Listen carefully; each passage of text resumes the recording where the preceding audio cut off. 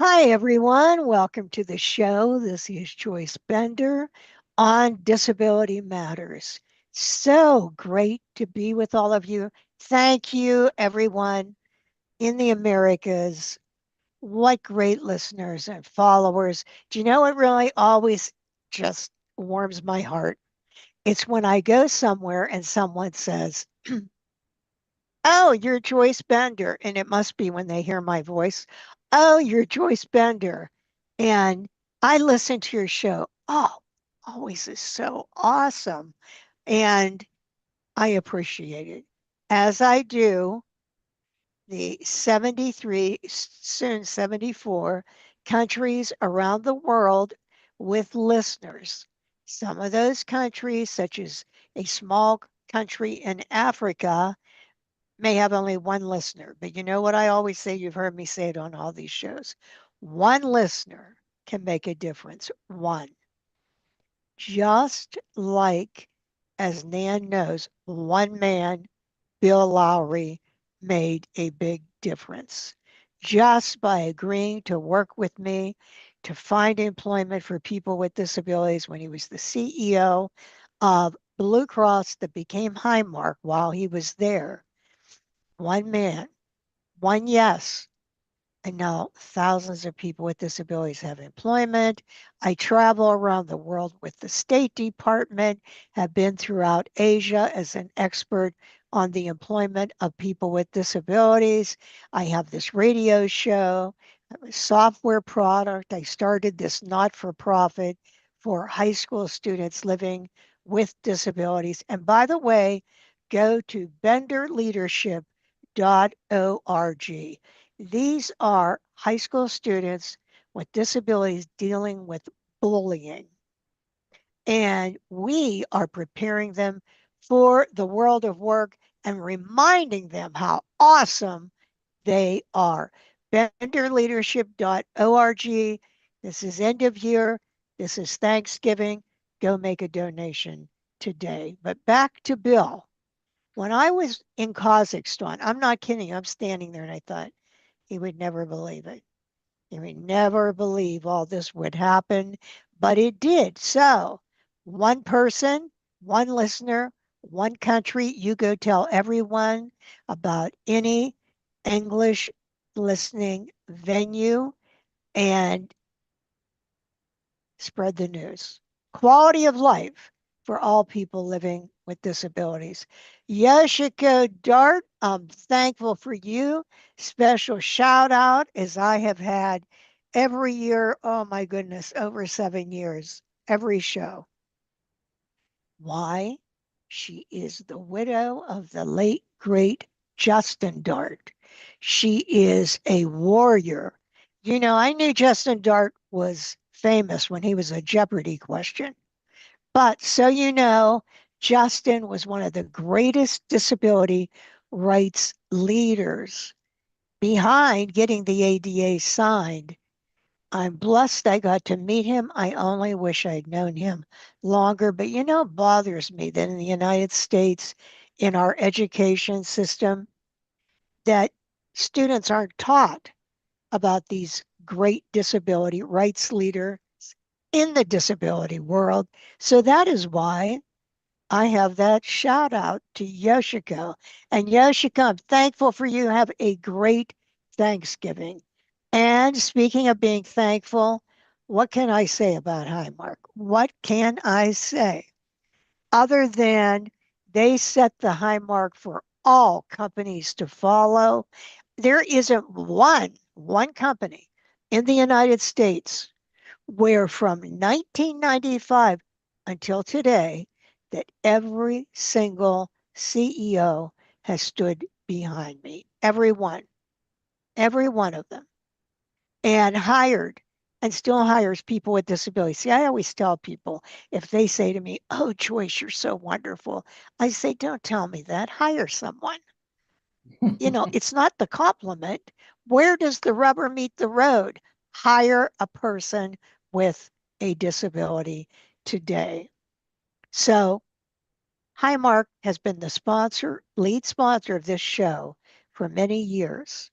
Love you, Highmark. And wouldn't you know that we have as our guest today, oh, I love her. And I'm grateful she took time to be with us because she was at Highmark when all this happened that I'm talking about as Executive Vice President, Chief Financial Officer, a wonderful person, a great supporter and friend. Nan DeTurk, welcome to the show.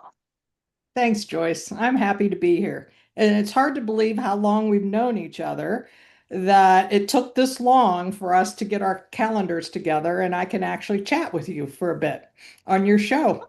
I know. Well, see, that's what we have to do for us to get together. We have to be on an international radio show. But yeah, we have to change that, Nan.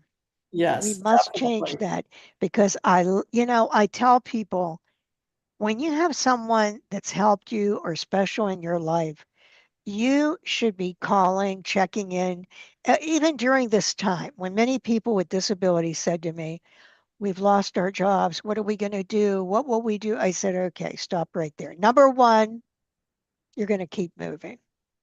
You're going to keep moving. Number two, communicate. We all have to communicate with one another to stay powerful because, I may hear of something that I think Nan would want to know about some company, and she may know of a company that will hire people. You may not have a job, but know someone that can help you. We have to communicate. It will pass, and we will remember all those people that helped us.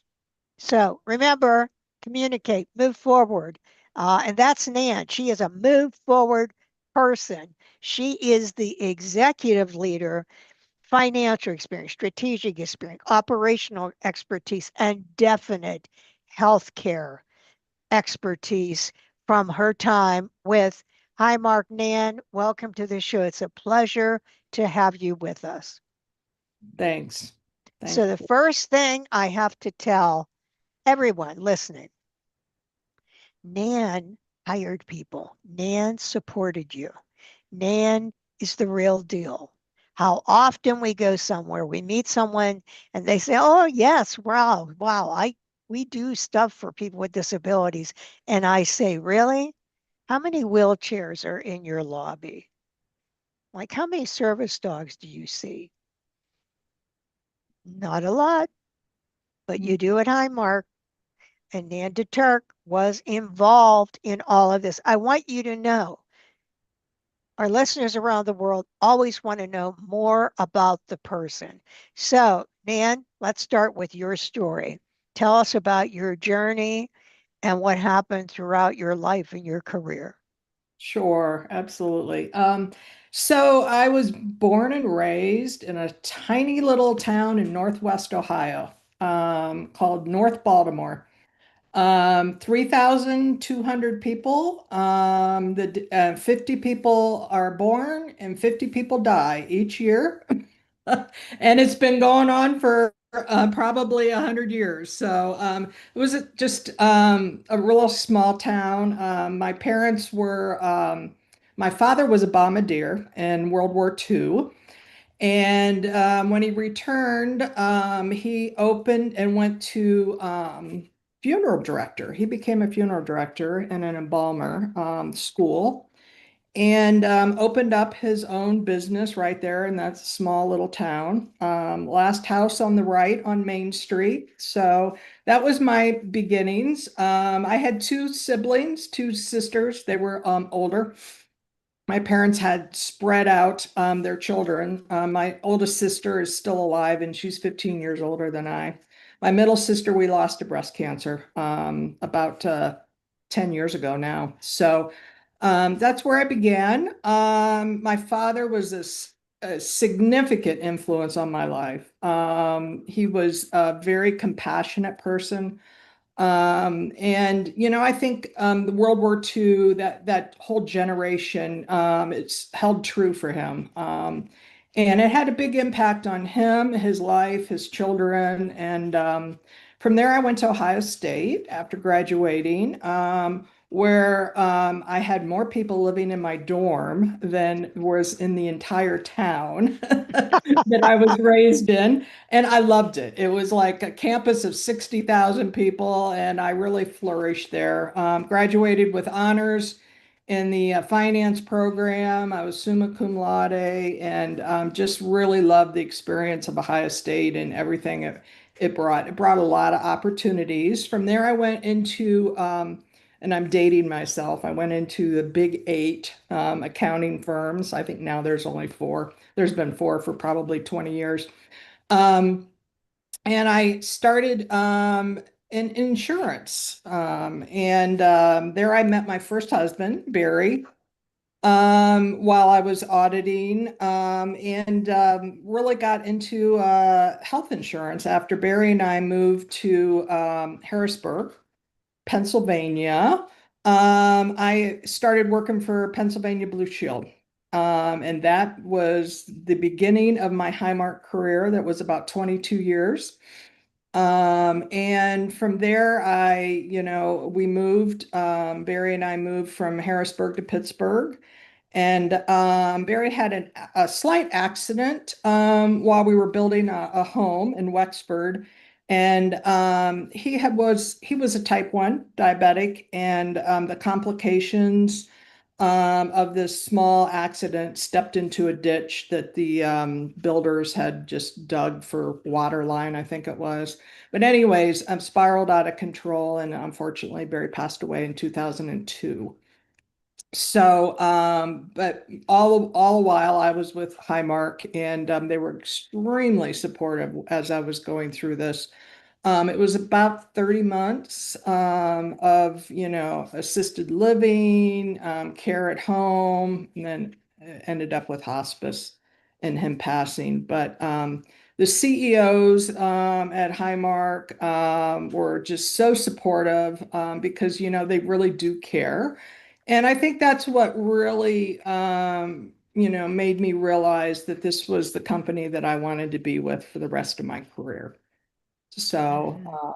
that's kind of my story in a nutshell. At Highmark, I started as the accounting manager at Pennsylvania Blue Shield and grew all the way to chief financial officer as well as strategy, chief administrative officer. I ended up for Ken Milani, the CEO, when I reported to him. I was kind of his problem solver. So if we had a subsidiary that maybe wasn't doing so well, I knew from the financials, I would helicopter in and kind of be the interim CEO and kind of help them turn it around and hire executives to really run the business. And then all while remaining the chief financial officer. So, Wow. Wow. You yeah, were a busy woman. I was. Holy cow, you Was. were busy. Um, well, you know, when you started, how small was Highmark until today? You know, it's hard to find because I started in 1993, but it was Pennsylvania Blue Shield. And we were, if you can turn back time, think about healthcare in 1993. It was you still had probably three policies. Through your employer, you probably had somebody that covered the doctors, the providers, the hospital side, and then you had an umbrella over the top, which tried to cover, additional items, ancillary type items. And Pennsylvania Blue Shield was the providers part of it, the doctor, the network there. And they were really back office to all of the other blues in Pennsylvania. They were limited to Pennsylvania. And so they didn't have any sales, they didn't have any marketing, they didn't have any product development. That was all outsourced to the Blue Cross side of the business. And so we were a backroom processor. So it sounded like we were big. We probably had 5, 6 million members, but we really only had a piece of it, right? So, and never dealt with the customer. Only really our customers were the doctors and the provider network. That was the main thing that we did and process claims. So it was, I don't know how many millions, it was probably a couple billion in revenue. And now I believe it's 24 billion, I want to say. So, but it was very different back then. Mhm. So, Yeah. You know, when Bill Lowry was retiring, he called me and said, Joyce, I want to take you to lunch at Schoolio's, Keith Capmeyer and myself, because we want you to meet someone. I said, oh, okay, I go. The someone was John Browse and Jim Klingensmith, mhm, and who became, as you know, CEO and COO.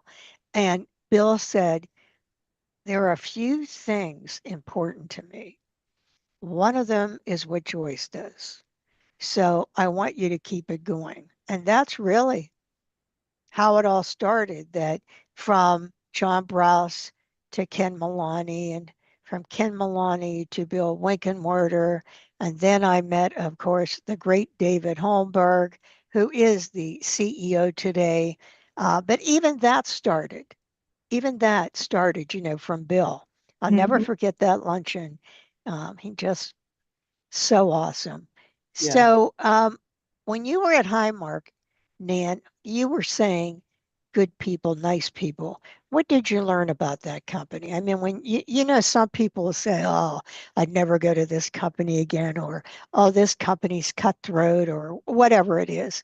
What did you learn about Highmark? I think it dated back to really, my bosses that made me realize, and I worked for John Browse, and it was the true compassion that we had at Highmark. We really did care about the member and tried really, really hard based on the employee values that, a lot of companies are employees first, which is very good. But at Highmark, it's the members are first. And you always you can't lose sight of that. And, I will say that over time, sometimes, you have to pull back. It does get political. It does, get a little cutthroat. But that's a very, very large, company and corporation, and you're going to have that. But at the end of the day, it's all about the mission, and it's all about providing access and quality healthcare, access to Hmm. quality healthcare. So that's what most impressed me. And I think my case is a little different. Uh, you know, I um I wake up every day when I was there. I woke up every day, and you have to have passion. You have to have passion about what you're doing. And if you don't have passion, I learned that from my father. And if you don't have passion and you don't feel like this is the direction you want to be going and where you want to be spending your time, because life is short, then you move on. And I stayed at Highmark for 22 plus years. So I found that compassion and that passion in my work, um, that they remain true to their mission. Yeah. Yes. I agree with you that they did. And you know what you said about that passion?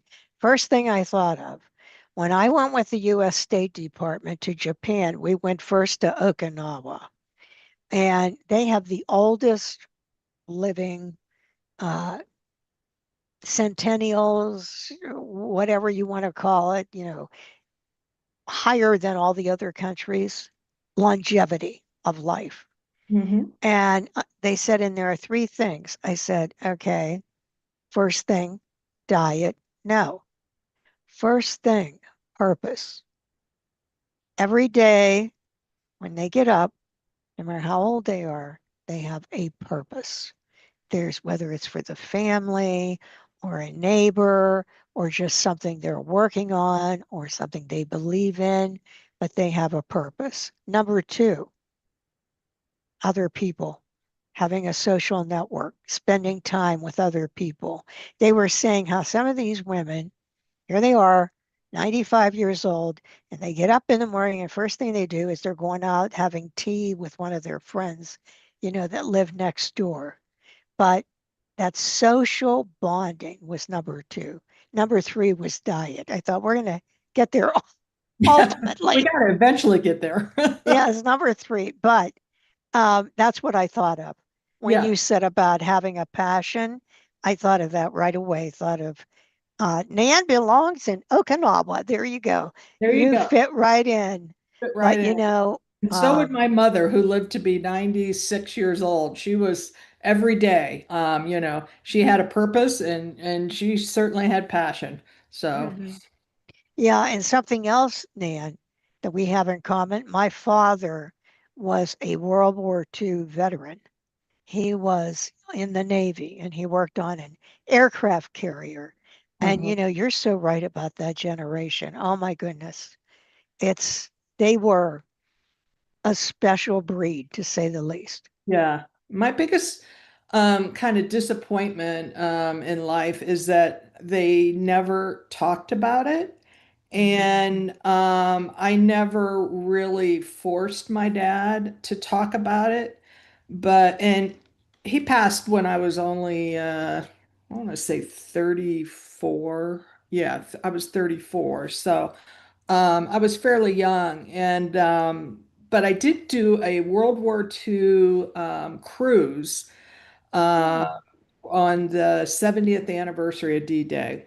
And my husband and I, we researched a lot, like where he had, as a bombardier, where he had done his 67 missions. And we got like kind of the pinpoint on a map. And it was fascinating. I just wish I could have talked to him about it. But that generation never wanted to talk about it. It was just part of their life and it changed their lives. Hmm. But yeah, so Very, very patriotic, but definitely not talking about what they went through or what they endured. But what a generation! What yes, a generation! yeah. Um, well, we were talking earlier about Karen Hanlon and David Holmberg. And wow, you did a great job. Karen reported to you. You even told me, did you ever meet this uh, person reports to me, Karen Hanlon? No, I had not. You said, oh, I think she was becoming your controller at that time. But you told me you watch her. You watch Karen. Here she is now, number two at Highmark.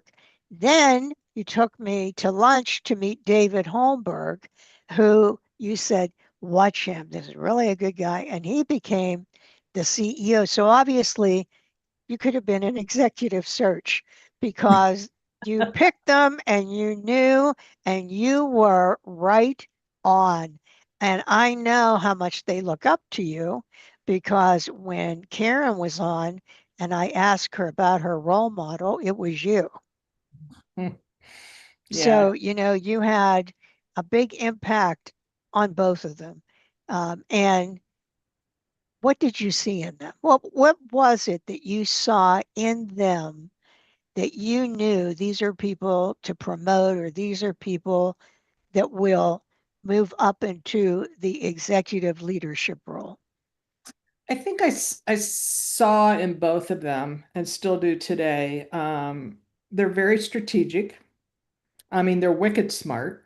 And they try very hard to rise above the day-to-day politics. And kind of bring you back, to what are we trying to do here? What are we trying to advance?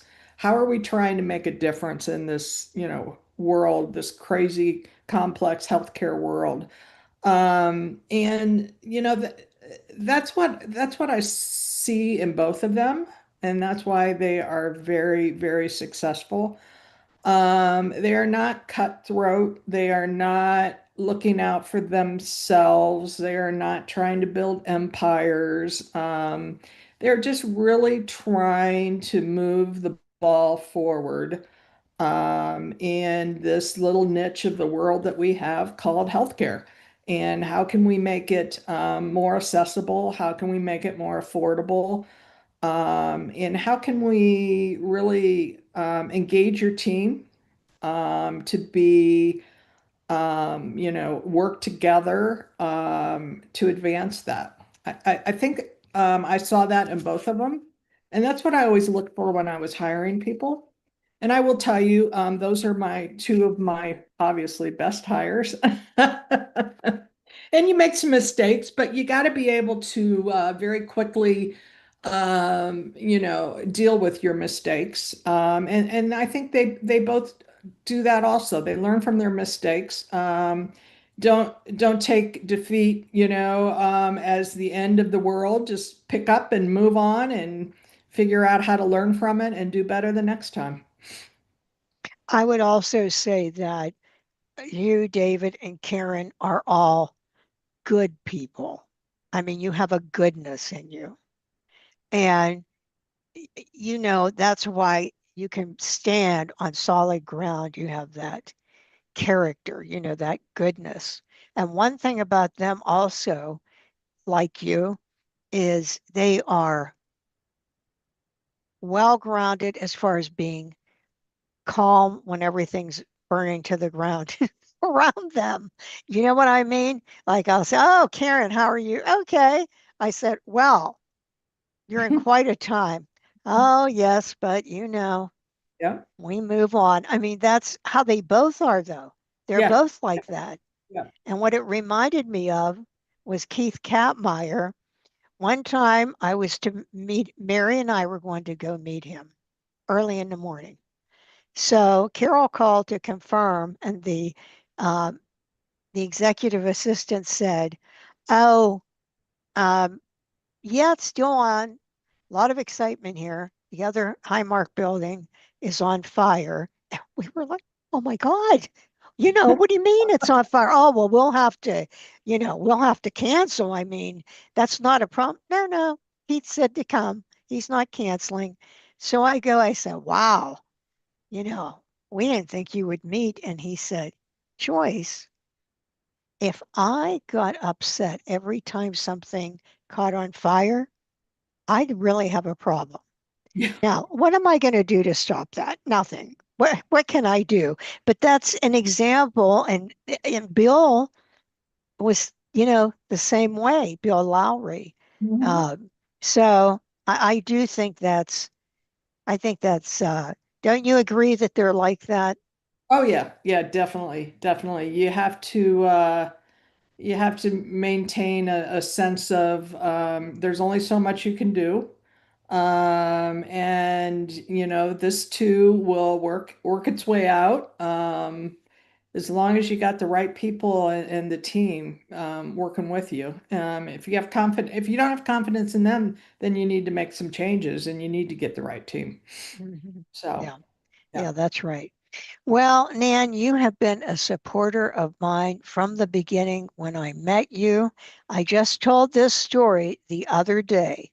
Oh, I think I told your nephew that I'll never forget the day you invited me to one of your town hall or whole staff meeting, all staff meeting. Mhm. And so I went up and I spoke and I sat down and you looked at them and said, "I'm not going to tell you to hire a person with a disability, but I am going to challenge you to hire a person with a disability." Oh, I'll never forget that. Never. I tell that story all the time. As a matter of fact, I told Karen and she said, "I know, I was there. I was at that meeting." But so my question to you is, um, why are you like this? As you probably know, 70% of Americans with disabilities are still not counted in the workforce, which is, how can that be? This is my 30th anniversary at Bender Consulting. I just don't know how it's still possible. So obviously there are people that will not, but you do. So why is that? Yeah, so obviously it started when well, not obviously, but I will tell you my exposure to the disabled started when I was 11 years old. My nephew, Matt Sterling, was born with some severe birth defects and kind of related to spina bifida. It's got a long name, but he's been in a wheelchair. And today Matt is 56 years old. He had an extremely successful career in marketing and advertising. And he lives in Southern California now. And he is somewhat retired, but doing fun stuff. He just recently wrote a book. But anyways, talking about life as a disabled kid, I'll call him, in the 90s, living alone, starting working in the advertising world in New York City. And I've been with him every step of the way. We grew up together. If you ask him who his role model is, he probably would say me, just because he always looked up to me. I remember he was in college at University of Florida and not doing so well, partying quite a bit. And the guidance counselor said, "Well, what are you doing in accounting?" And he says, "Well, my Aunt Nan is a finance CPA and she drives a BMW." So, so he's like, why would you not want to be an accountant, you know? So, but our whole family treated Matt no different. My sister and brother-in-law raised him no differently than their other two children, and that there wasn't anything on earth that he couldn't do. And so when I got in the work field, in the workforce, and realized that people were actually very hesitant, I was confused about hiring the disabled because, it was just part of our life. And Matt is no different from anyone else.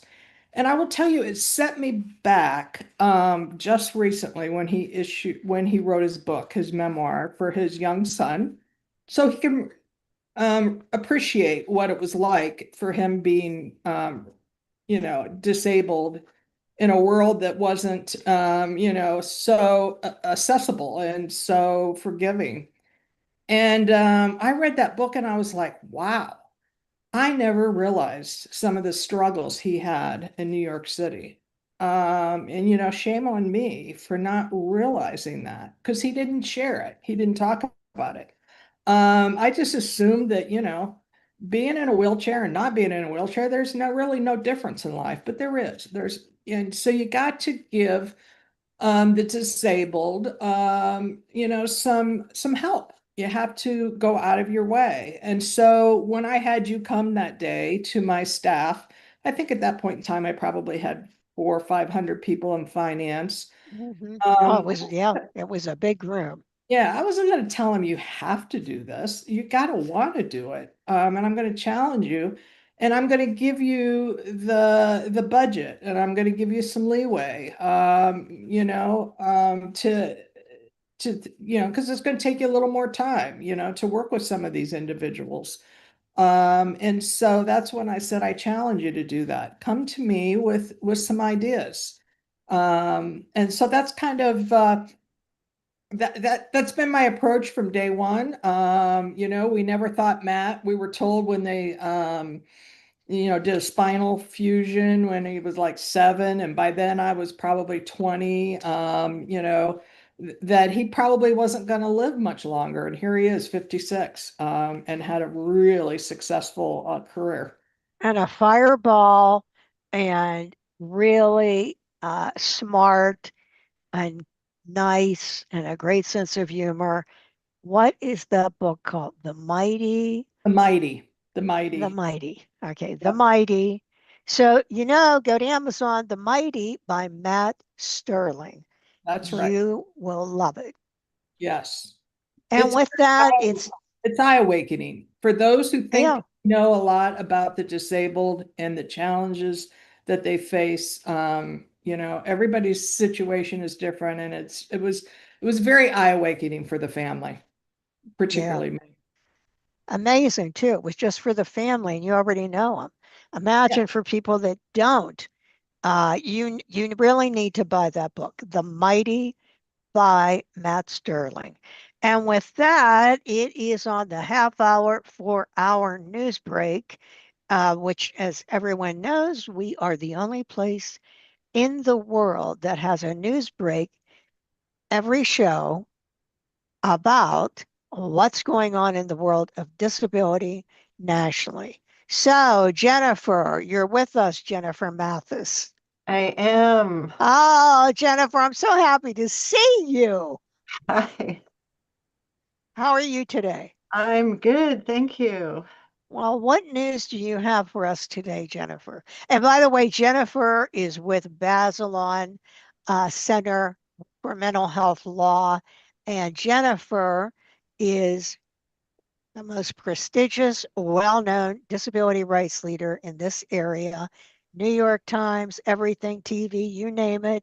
I used to, if there's ever a question about mental health, I'd say, oh, I'm going to call Jennifer. I'm calling Jennifer. And now, look, I have Mathis on the mic with Jennifer on every week. So, Jennifer, let's hear the news. So, the news today is that yesterday, the Department of Homeland Security issued a new proposed rule to redefine who is considered a public charge. This is an area that I think it has a significant impact on immigrants with disabilities.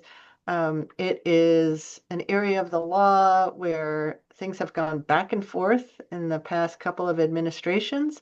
So, a public charge is a policy that has been in the law for over 100 years that allows the government to review whether a person who is applying for a green card or a visa is likely to become primarily dependent on the government for their subsistence, and that's called being a public charge.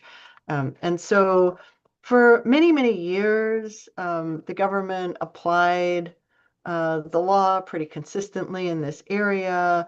Then in 2019, during the first Trump administration, that administration upended decades of law and issued a new public charge rule that vastly broadened who was considered a public charge in a way that really impacted people with disabilities.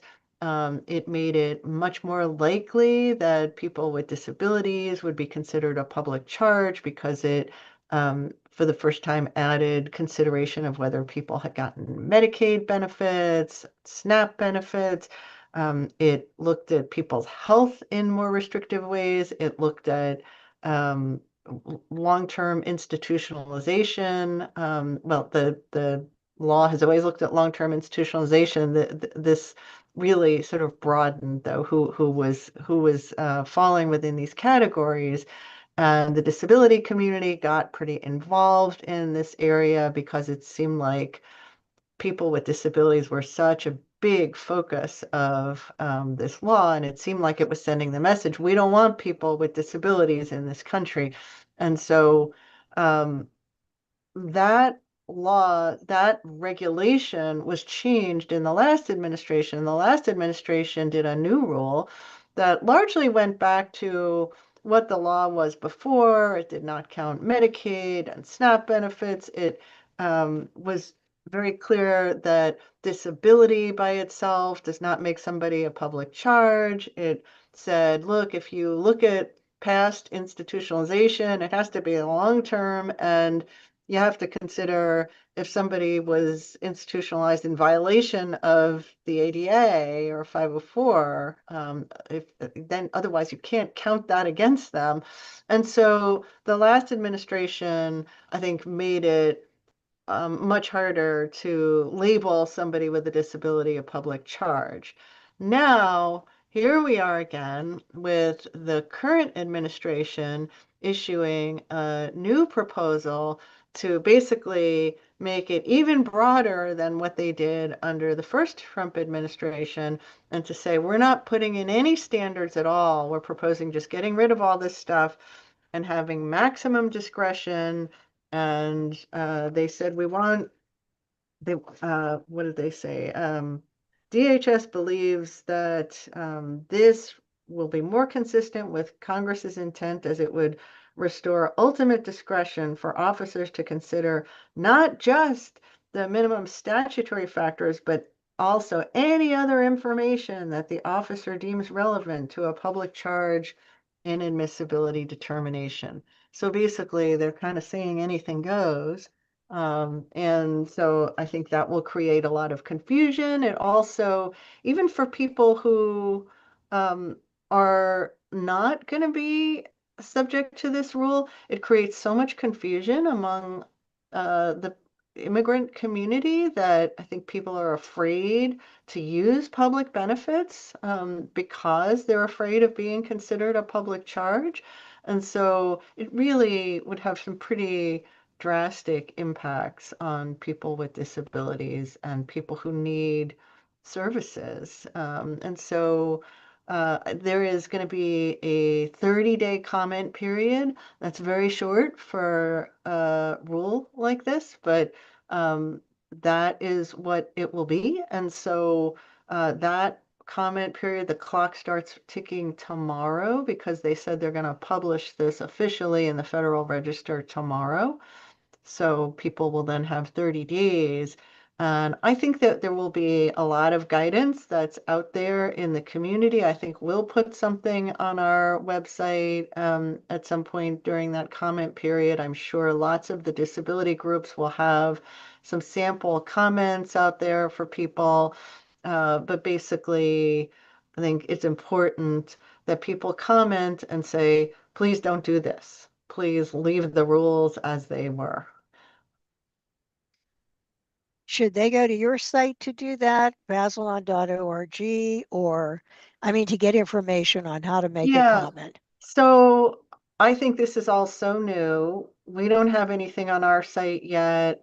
I'm not sure who does, but definitely within the next week or two, I think there will be information on disability groups' websites. People can look at, I think DREDF will often have information, AAPD, American Association of People with Disabilities, I'm sure will have information. Basilon will have information. At some point, we will put it also on our social media. And so people should stay tuned. We'll come back to this in another news segment during this 30-day period so we can give people a little more guidance about what they might say. But I think basically the comment should be at bottom, please don't do this. It will be massive confusion if you do this, and people will be harmed, and you should stick with the rules that you have now. Okay, Jennifer, thank you so much. And we'll look forward to hearing more about this, but that's aapd.com, dredf.org, and Bazelon, BAZELON.org.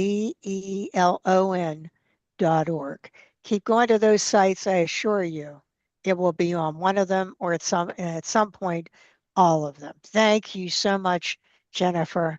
It's Thanks so always a much. pleasure to have you. Okay, take care. Bye-bye. Bye. Bye. I am like so honored to have her. She is always at Senate hearings, everything related to mental health. I mean, she is just absolutely brilliant. And I think I'm already going to know the answer to this question, but I'm still going to. Well, let me ask you this first. Tell us about the Black Power Advocacy Group and what I was really interested, Autism Learning Partners. Sure. So Black Powder Advisory Group is really just me since I retired. It's an LLC, that I set up once I retired about 10 years ago now. It's been to continue to do some advisory work to the healthcare industry as well as serve on some corporate boards. I met a lot of private equity folks when I was at Highmark, and I've been working with several different groups and serving on their boards. And one of them is Autism Learning Partners. Autism Learning Partners is in-home behavioral health, behavioral therapists for autistic children. They do some clinics. We have some clinics, but primarily it's in the home, and it's a very mission oriented. That's kind of why I like it. Trying to do and the clinical outcomes are measured, so it's not just a corporate board where you talk about revenue growth and bottom line and how are you controlling expenses and how are you controlling or how are you growing? A lot of time is also spent on, the impact we're making on these children's lives. So it's very rewarding in that aspect. And I also was on a corporate board up until I just rolled off of it a few months ago on substance abuse, so opioid treatment clinics. Again, you can see I like to keep involved in those companies that are trying to make a difference in people's lives. Mhm. So that's kind of what I've been doing. Well, yeah, well, I'm not surprised you'd be doing that. So as I was starting to say, I bet I know the answer to this next question, which is, who is your role model? I had a few on the business side, a few role models, a few bosses in public accounting. But at the end of the day, the role model was always my dad. He taught me a lot about life and a lot about passion and grace. Always trying to be, humility and grace, and I think a lot of it goes back to, like we said, his upbringing, his doing a record 67 missions as a bombardier in World War II really changed his life. And he knew when he came out, he wanted to do something where he could be compassionate and help people. And he very much was, he was Mr. North Baltimore in a way. He was a chief of police, fire chief, you name it, drove the ambulance. But at the end of the day, he was the funeral director and somebody that was there for you in time of need. So that's always kind of been, the basis of my career as well as my personal life. So, You know what? He would have to be like that because as a funeral director, you have to have incredible grace and compassion and a level-headed temperament because I've always thought, oh my goodness, how do these funeral directors do this? For example, if it's a child that was killed, something like that. How do they do it?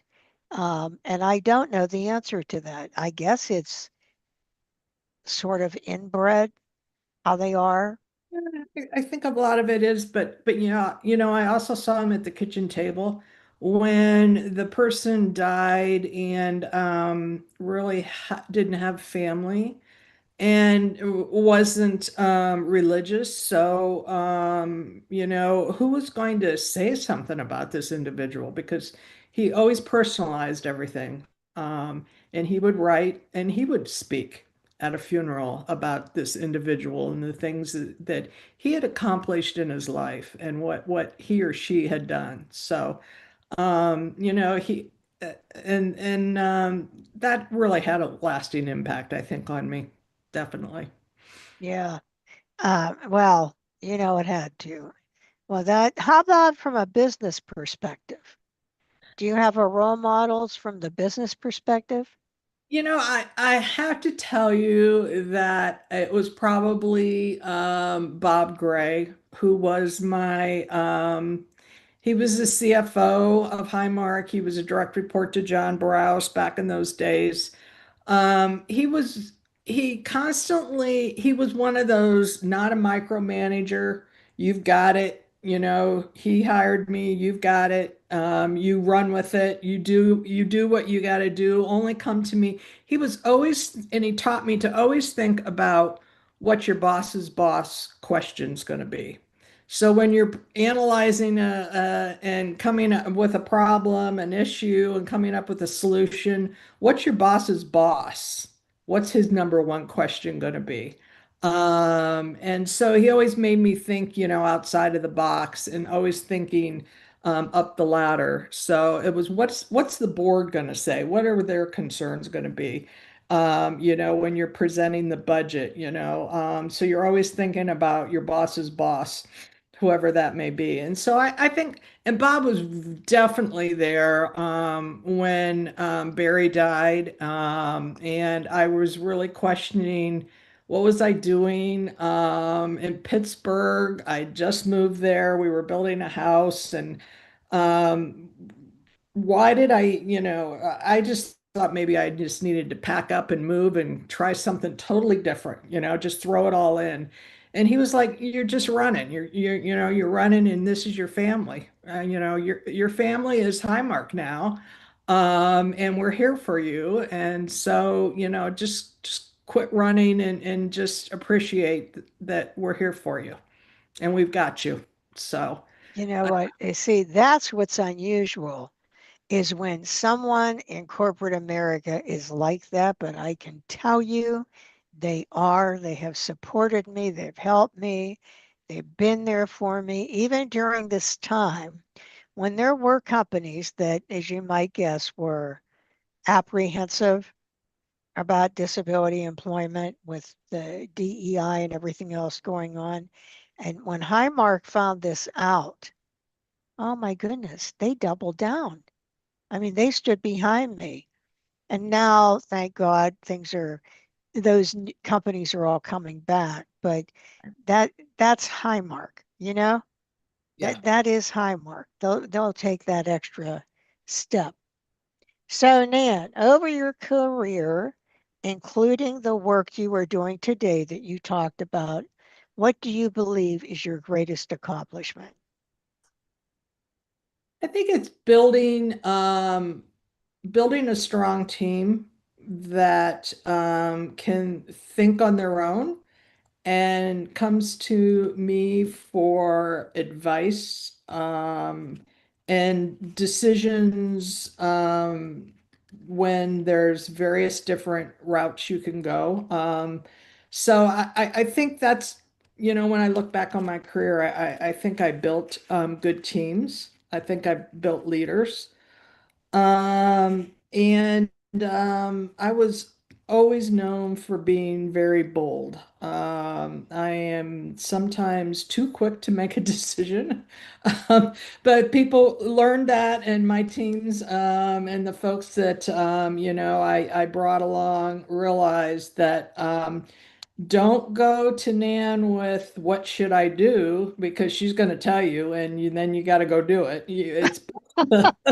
It's best to come with a recommendation. I think we should do A, B, C, and here's why I recommend B.